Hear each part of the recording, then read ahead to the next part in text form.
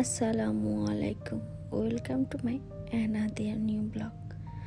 আজকে 1 ফেব্রুয়ারি, বাবুর বয়স 3 দিন।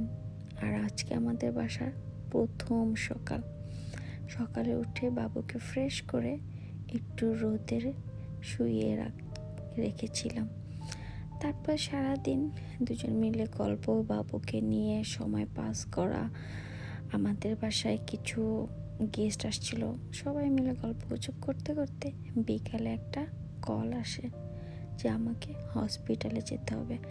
আজকে সকালেই বাবুর ব্লাড নিয়ে যায় ওর হেলথ ভিজিটর, এবং সেই ব্লাডটা টেস্ট করে রিপোর্ট আসে বাবু জন্ডিসের লেভেলটা হাই হয়েছে।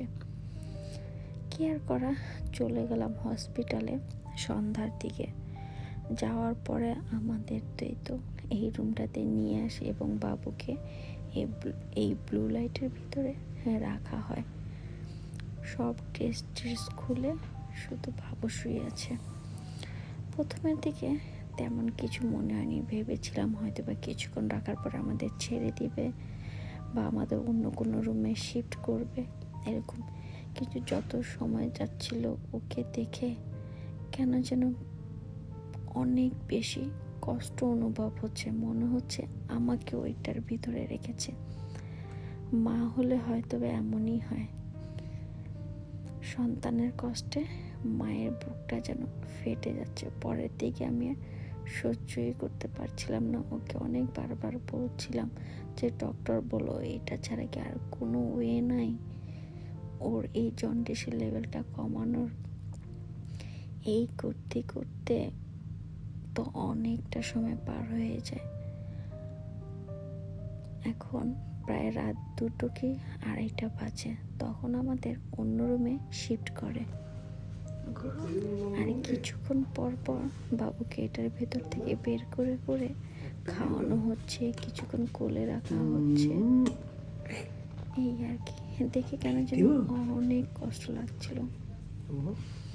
এই জন্যই সবাই হয়তো বা বলে যে মা হলে বাবা হলে বুঝবি যে সন্তান কষ্ট পেলে বাবা মারও কষ্ট লাগে।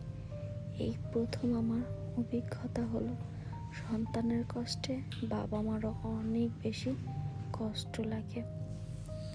তার থেকে অনেক কষ্টের পার্ট ছিল আমি চোখে দেখতে পাচ্ছি যে আমার সন্তানটা চোখটা বেঁধে রেখেছে। এটা ওর ভালোর জন্যই রেখেছে, বাট সামনাসামনি দেখতে অনেক বেশি কষ্ট হচ্ছিল।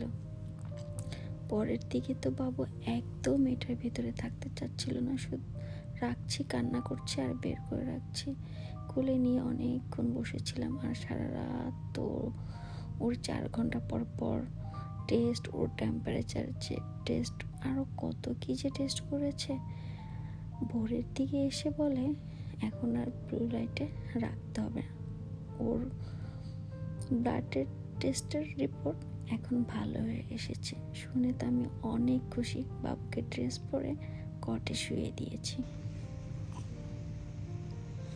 বলো মেহেক আপি, হ্যাপি বার্থডে টু ইউ। তার মেহেক আপ্পির বার্থডে, তাই সকালবেলা ওকে একটু ফ্রেশ করে রেডি করে বাংলাদেশে ভিডিও কলে কিছুক্ষণ কথা বলি।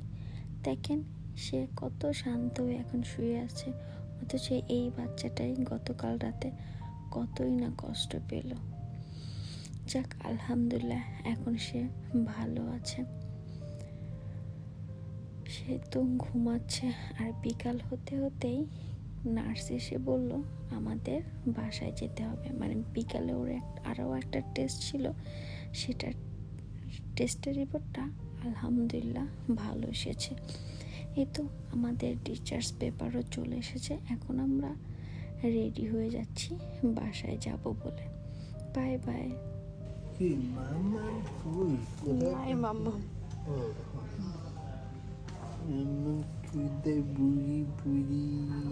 এখন আমরা বাসার থেকে রওনা হচ্ছি।